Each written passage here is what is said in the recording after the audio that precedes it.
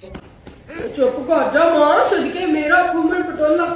भुखी लागी नजर मैं की करा तेरे प्यो नु आ लेंदे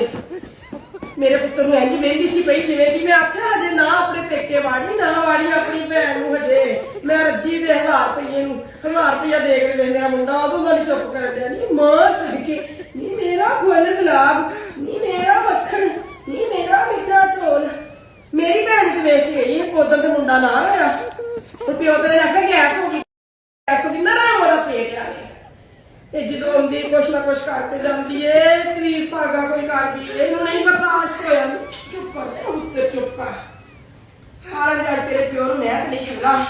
मैं आख्या अज सबर करना चाह रहा भैन आख 2 महीने का मुंडा हो लैंदे ना ना ना मैं छेती ना आ जा नाले खादियां बोटियां ते नाले मुंडे मेरे नू अरे की तरीफ आ गई कि नजर आ गई पता नहीं की कर गई है मैं फुकड़े का 1000 रुपया मेरे